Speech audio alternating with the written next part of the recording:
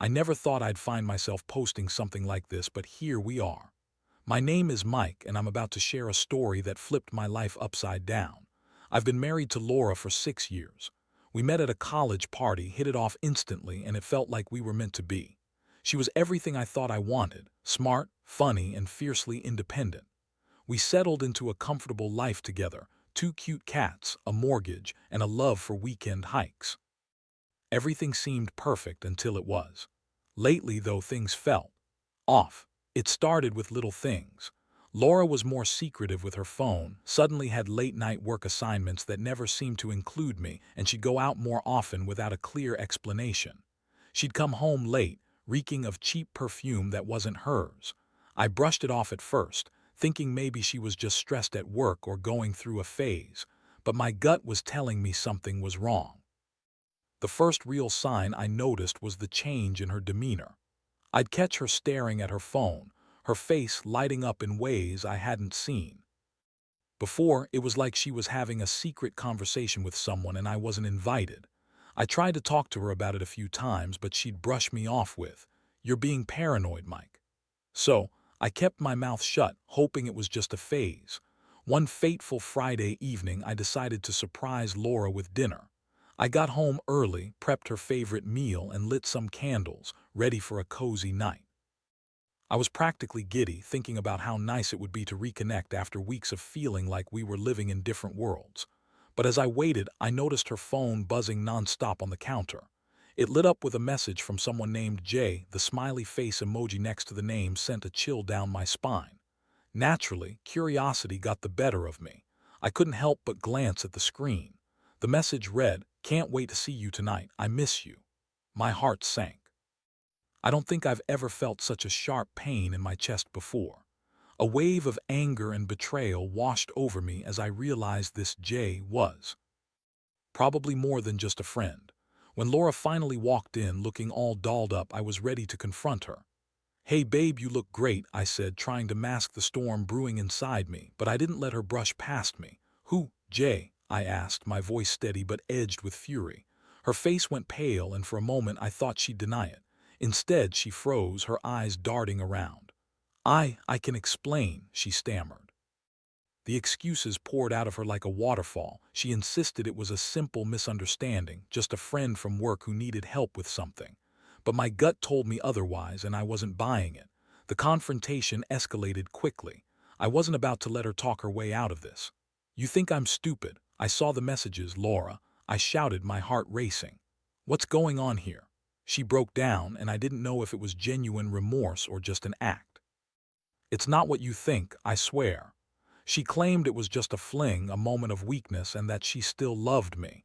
It felt like I was talking to a stranger. I wanted to scream, to cry, but instead I just felt numb. The emotional impact hit me like a freight train, the betrayal, the anger, the heartbreak, all swirling into one chaotic mess. As I stood there listening to her excuses, I kept thinking about the life we built together. All the memories, the laughter, the dreams we shared, they felt like they were crumbling apart. I realized I had a decision to make, a resolution that loomed over me like a dark cloud. For now, though, I just wanted to process the whirlwind of emotions. I needed to figure out what this meant for us. Did I fight for my marriage, or was it time to walk away? I could already feel the gears turning in my mind, setting me on a path I never imagined I'd have to travel. But one thing was for sure: I wasn't going to let this end without a fight. I just needed to decide what kind of fight it would be. In the days following the confrontation, I was in a fog. Every morning I woke up to the same reality. Laura had betrayed me, and I didn't know how to navigate this new world. The anger that had surged during our fight was slowly morphing into something darker, a sense of betrayal that felt like acid burning through my gut. I spent hours replaying the night in my head. Her words, her excuses, the look of panic on her face, it all felt too surreal. I tried reaching out to friends for support, but even then, I felt like I was speaking a different language. Most of them had never experienced anything like this, and while they sympathized, they offered platitudes that fell flat. "You'll get through this," they'd say. "Just give it time." But time only made the hurt feel heavier.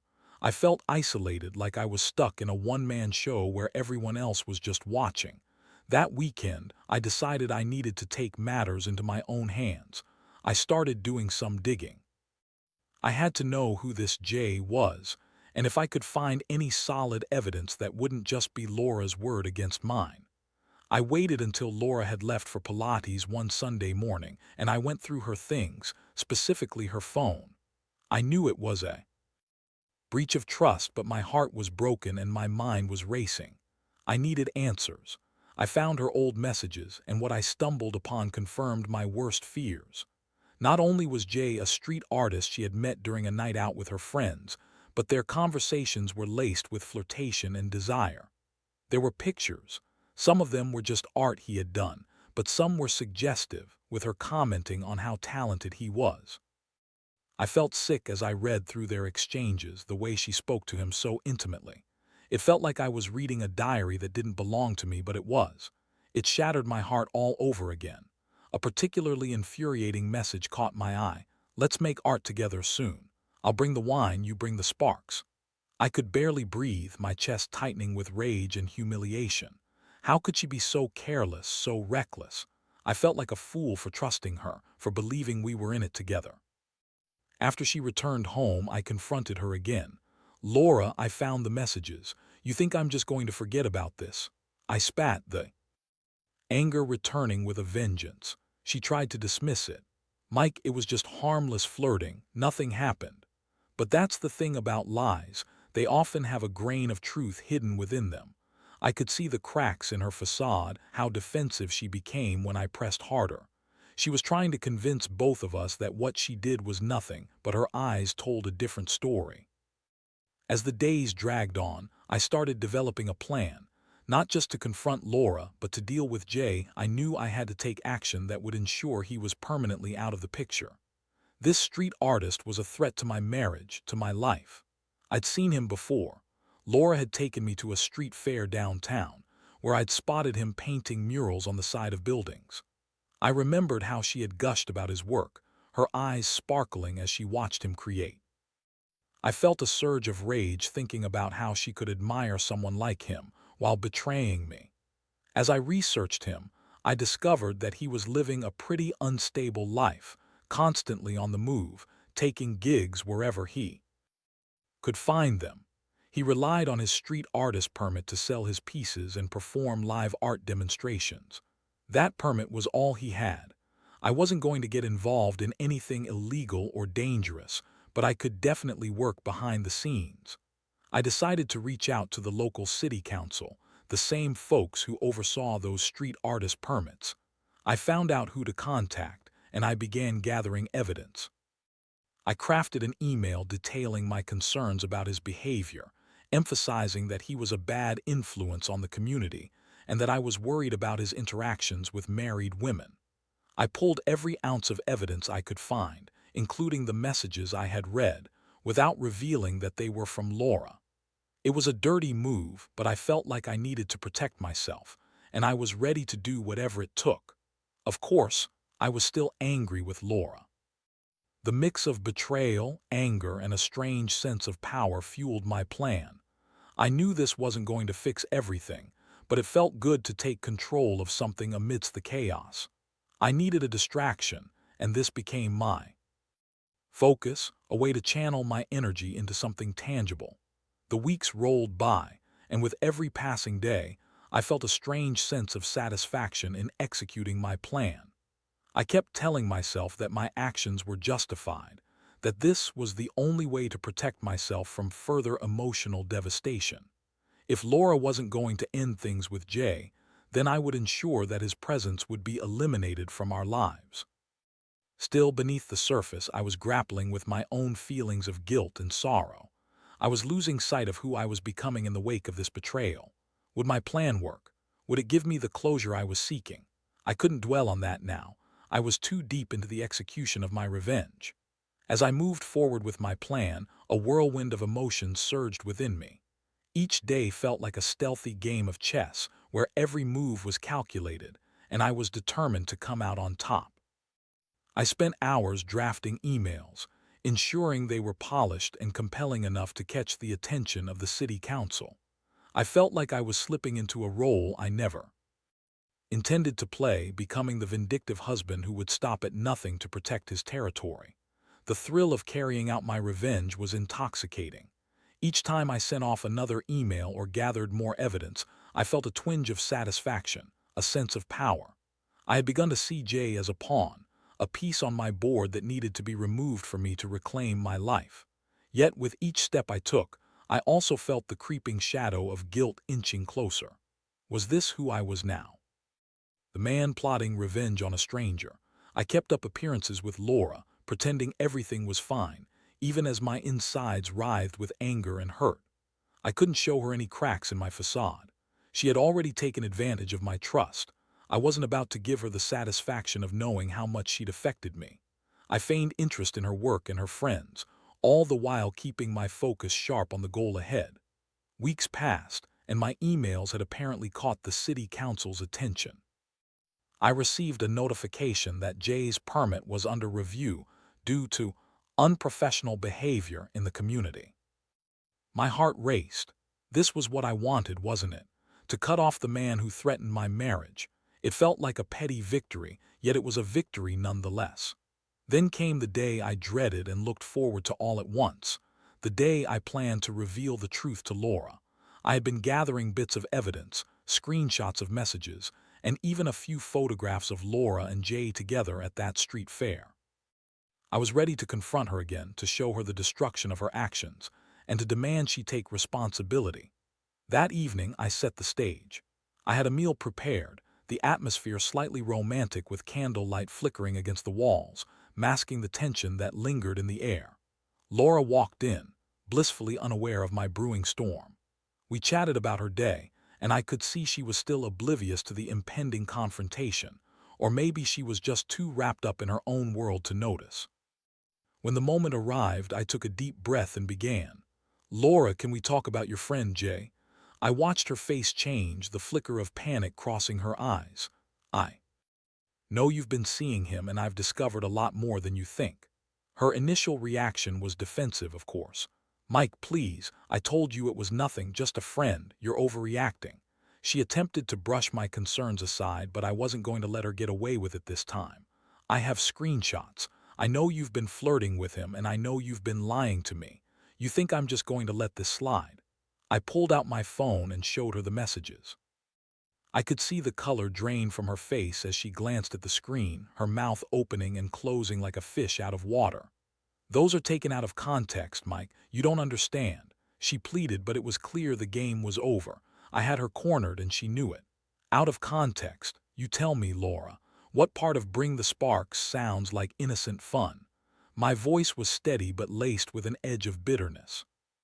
I wanted her to feel the weight of her betrayal, the emotional grenade she had set off in our lives. She slammed her hand on the table, frustration boiling over. "You don't have to act like this. It's not fair." But I couldn't shake the feeling that every accusation she threw back at me only proved how deeply she was tangled in her own lies. In the heat of the moment, I revealed my plan about Jay, the emails to the city council, and the impending review of his permit. "He's going to lose everything because of you, Laura. You brought this on yourself," I said, my voice filled with a mix of anger and satisfaction. Her expression shifted from defiance to disbelief. "Mike, you can't do this," she shouted, her eyes widening in horror. "You're going to ruin his life. It was just a fling." "Just a fling?" I echoed incredulously. "You think it's okay to throw away our marriage over a fling? The history we built together means nothing to you." It felt like an emotional dam had burst, enveloping us both in a flood of pain and anger. The confrontation spiraled into a cycle of accusations and blame, each of us tearing at each other's wounds. I could see the walls closing in on her composure beginning to crack under the weight of the truth. For the first time, I saw genuine fear in her eyes, a realization that her actions had consequences. In the midst of the chaos, I realized something profound. I didn't want to be this person, this vengeful man consumed by rage. I wanted to reclaim my life, but I also wanted to be better than the hurt I felt. Watching Laura unravel before me, I understood that vengeance might provide a temporary high, but it wouldn't heal my wounds. As the dust settled from our confrontation, I knew I had a choice to make. Was I going to continue down this vengeful path, or was it time to step away from the toxicity and decide what I wanted for myself? After that explosive confrontation, things in our house felt even more fractured. I spent the night on the couch, replaying our fight in my head. Laura stayed in the bedroom, her sobs echoing softly through the walls. It was a strange, surreal experience. The woman I once thought I knew and loved was now a stranger, and the thought of what our relationship had become weighed heavily on my heart. The next morning, I woke up with a clarity I hadn't felt in days. The anger still simmered beneath the surface, but I was starting to see the bigger picture. I didn't want to live in a constant state of betrayal and revenge. It would only consume me alive. The thought of Jay losing his permit and being punished for what he had done to me was tempting, but I didn't want to be defined by my bitterness. More than anything, I needed to decide what was best for my own well-being. I took a long walk that day, needing to clear my head and consider my options.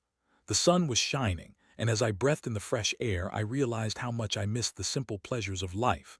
The joy of a morning walk, the sound of birds chirping, the feeling of grass underfoot. I hadn't thought about those things in a while, too caught up in my own emotional storm. When I returned home, I found Laura sitting at the kitchen table, still looking shaken. I decided it was time to talk again. "We need to discuss where we go from here," I said, my voice steady but softer than before. Her eyes were red and puffy and she nodded slowly. "I know I messed up, Mike. I can't change what I did, but I want to try and make this work." I sighed, feeling the weight of the world on my shoulders. "Laura, I can't pretend that everything is okay just because you're sorry. You broke my trust and I don't know if I can ever fully get that back." She looked at me, desperation etched on her face. "Please, just give me a chance. I never meant to hurt you. It was a stupid mistake and I regret it every single day." I considered her words. I could see the remorse in her eyes, but I also knew that words alone wouldn't heal the wounds she had inflicted. "What you did wasn't just a mistake, Laura. It was a choice. A choice to betray the love we built together. I need to know if you're willing to do the work to rebuild that trust." She looked down at her hands, her voice trembling. "I will do whatever it takes, I promise. I want us to get back to where we used to be." I felt an ache in my chest. Part of me wanted to believe her, to give her another chance, but another part of me was terrified of being hurt again. "I need time to think," I said finally. "I can't just jump back into this like nothing happened." What I didn't tell her was that I had also been contemplating a different route. I could see the toll this was taking on my mental health, and I knew if I allowed myself to get wrapped up in her drama, I might lose sight of who I was. Maybe it was time to consider what freedom looked like without her. The next few weeks were a blur of tension and uncertainty. Laura tried to show her commitment to repairing our relationship, but I could sense her frustration as I took my time to process everything. Every time she reached out, I felt the emotional walls closing in, and I often found myself retreating further inward. Just when I thought my days couldn't get more complicated, I received an email from the city council. They had decided to suspend Jay's street artist permit, pending an investigation. Into my initial reports about his behavior, my heart raced. My plan was coming to fruition, but the excitement faded quickly. I felt a pang of guilt as I realized the impact my actions would have on him. Was it fair to ruin his life over what had happened between him and Laura? That night, I found myself sitting in front of my computer, staring at the email. I could almost picture Jay struggling to find work, his artistic dreams crumbling because of my actions. I felt sick. The revenge I had initially sought began to feel hollow and misguided. Perhaps Jay was a coward and a predator, but he didn't deserve to lose everything because of my pain. When I finally shared the news with Laura, her reaction surprised me. "That's great, Mike. You got what you wanted," she exclaimed, her eyes brightening, but I couldn't meet her enthusiasm. "Laura, I don't know if this is right," I said, my voice low. "I can't shake the feeling that I should retract my statements. I don't want to be responsible for ruining someone's life." She frowned, her excitement dimming. "But he hurt us. He deserves this." "I get that," I replied, my frustration boiling over. "But revenge isn't going to fix what happened between us. It won't heal my heart, and it won't fix the trust issues we have. I want to focus on us, not him." That night, I made a decision. I drafted another email to the city council. I explained that I had been emotional and impulsive in my initial statements, and I asked them to reconsider their actions against Jay. I pressed send before I could second-guess myself. In the aftermath, I felt a strange sense of relief wash over me.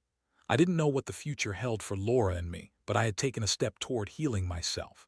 I realized that the more I focused on revenge, the more it consumed me. Instead, I needed to lean into my own healing, regardless of whether that included Laura or not. As I moved forward, I began to see that rebuilding trust was a process, one that would take time and effort. But I was willing to try if Laura was. Now it was time to figure out if that was something she was truly capable of, or if I needed to find the strength to walk away. As the days turned into weeks, it felt like I was standing at a crossroads. I had made my choice regarding Jay, but now I had to face the reality of my marriage with Laura.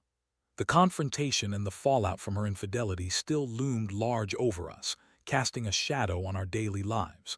I felt a mix of hope and dread, unsure which emotion would prevail. Laura seemed to be trying harder than ever. She enrolled in couples therapy and started reading books on rebuilding trust. She would often leave them lying open on the coffee table, hoping I'd pick them up and join her in this healing process. I appreciated her efforts, but I wasn't sure if I could dive headfirst into the idea of reconciliation just yet. The wounds were still fresh, and I felt like I was living through a fog of conflicting emotions. One day, during one of our therapy sessions, Laura broke down. The therapist had asked her to reflect on her actions, and she began to sob as she spoke about her insecurities and why she sought validation from someone else. "I never meant to hurt you, Mike. It was a stupid escape from my own feelings of inadequacy," she confessed, tears streaming down her face. As I sat across from her, I couldn't help but feel a mix of empathy and anger. I knew that her feelings were valid, but it didn't excuse her choices. "Laura, I understand that we all have our struggles, but when you decided to cheat, you put your needs above mine and our marriage. You could have come to me," I said, my voice steady but filled with sorrow. After that session, I took a long walk home. I passed by the street fair where I had first seen Jay, and a wave of anger washed over me. I felt like I had given him too much power over my emotions. I was allowing the memories of Laura's betrayal to dictate my thoughts and feelings, and that wasn't fair to me. That night, Laura and I had a quiet dinner at home. It felt stilted, almost awkward. She tried to engage in light conversation, but I could sense the tension in the air. The silence between us was deafening, and I could feel the weight of our unresolved issues pressing down on me. After dinner, I decided it was time for another heart-to-heart. "Laura, I've been thinking about what we talked about in therapy. I want to understand your feelings, but I also need you to understand mine. I'm still hurt and I need time to heal. I can't just jump back into this relationship as if nothing happened," I said, choosing my words carefully. She nodded, her eyes filled with understanding. "I get that, Mike. I really do. I just want you to know that I'm committed to doing the work. I want us to get through this together." "I want that too," I replied, taking a deep breath. "But trust is something that takes time to rebuild. I need to see consistent effort from you, not just promises." From that moment, we began to carve out a path towards healing, albeit a rocky one.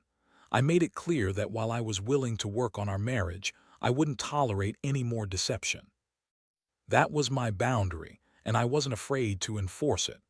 As we continued to navigate this difficult terrain, I found myself slowly opening up. Again, Laura's commitment to therapy and her willingness to address her issues started to chip away at my defenses. We began to talk more openly about our dreams, our fears, and what we wanted our future to look like. Still, there were moments when I would catch myself spiraling back into doubt. I would wonder if she was being honest or if she was merely saying what I wanted to hear. I had to remind myself that healing wouldn't be linear and that it was okay to have those moments of uncertainty. Then came the day when I received an email from the city council. After reviewing my previous request for reconsideration of Jay's permit, they had decided to reinstate it. I felt a rush of conflicting emotions, relief mixed with guilt. I had taken a stand against revenge, but I also knew there was a part of me that wanted to protect what was left of my pride. That evening, I brought it up with Laura. "I got the email today. Jay's permit has been reinstated, I said, watching as her expression shifted from surprise to uncertainty. Are you okay with that? She asked quietly, her gaze piercing through my defenses. I think so, I replied, though I wasn't entirely sure. I mean, we can't live in a world where we take revenge on everyone who hurts us. I need to focus on us, not him. Laura nodded, and I could see the understanding in her eyes. You're right, we've both made mistakes. It's time we focus on healing. As the weeks turned into months, we continued our journey of rebuilding. We went to therapy regularly and even started having date nights again, albeit a bit more cautiously. I slowly began to feel a sense of normalcy returning to our lives, but I also recognized that we were forever changed by this experience. I began to learn more about myself and what I needed in a relationship. The experience forced me to confront my own insecurities and to communicate better. I was learning to be vulnerable, which was terrifying but necessary. Through this process, I realized that forgiveness doesn't mean forgetting or condoning the past. It means choosing to move forward without the chains of resentment weighing me down.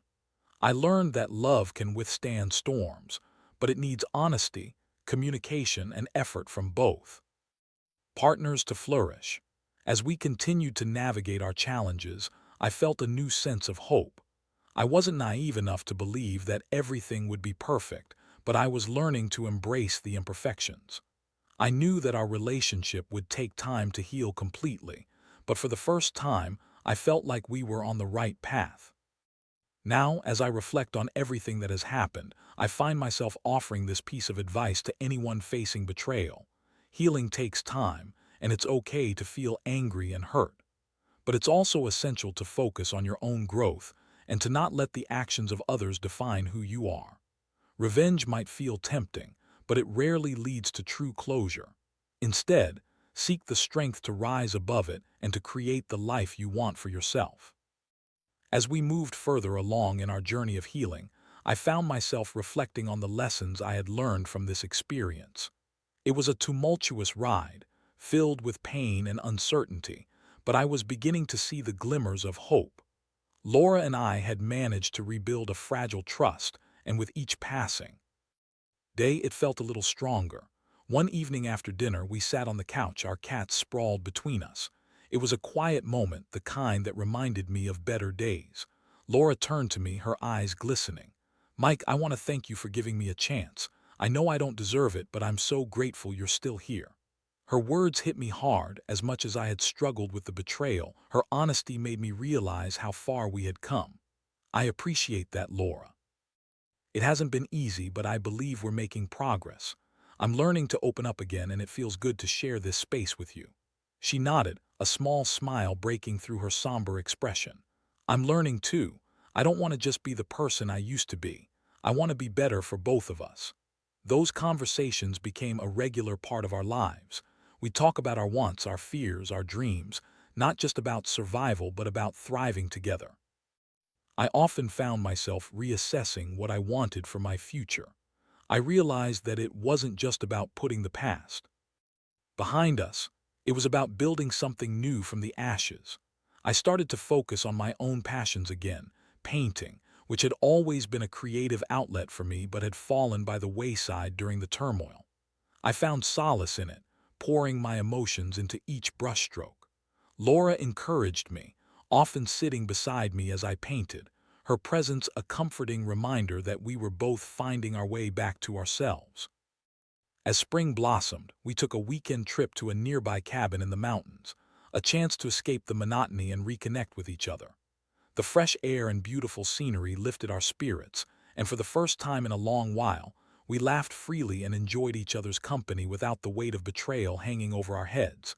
One night, as we sat on the porch, sipping wine and watching the stars twinkle above, I turned to her. "You know, I think we're really doing this. We're healing." "I believe so too," she said, her gaze softening. "I know it won't happen overnight, but I'm committed to being here day in and day out. I want to rebuild what we had and more." I nodded, feeling a warmth spread through my chest. I had finally reached a point where I could see a future with her again, though it was different from what I had originally envisioned. It was a future built on honesty and understanding, a partnership where we both took responsibility for our actions. As we returned home, I decided it was time to close the chapter on the past once and for all. I reached out to Jay, an email simply stating that I had chosen to retract my previous emails regarding his permit and that I wished him well in his future endeavors. It felt freeing, like I was finally releasing the last remnants of negativity that had clung to me for far too long. In the weeks that followed, Laura and I continued to strengthen our bond. We ventured into couples therapy and explored new ways to communicate, learning about each other's love languages, setting aside time for each other to talk without distractions, and even taking up new hobbies together. One evening, as we prepared dinner, I caught a glimpse of Laura laughing at something silly on TV. It hit me then. This was what I wanted.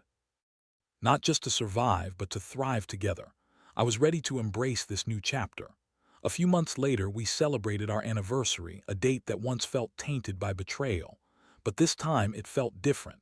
We went to the same restaurant where we had our first date, and as we reminisced about our journey, I realized how far we had come. "Cheers to us," I said, raising my glass, our eyes locking in a shared understanding. "To us," she echoed, her voice warm, filled with hope. In that moment, I truly cherished the journey, the pain, the growth, the forgiveness. I understood that while the road to healing is often winding and fraught with challenges, it's also paved with opportunities for deeper connections and understanding. The experience taught me about the importance of communication, empathy, and the resilience of love. I learned that true strength isn't found in revenge or bitterness, but in the courage to confront the pain and choose to rise above it together. And as we clinked our glasses, I knew that whatever the future held, we would face it together, stronger, wiser, and more in love than ever before.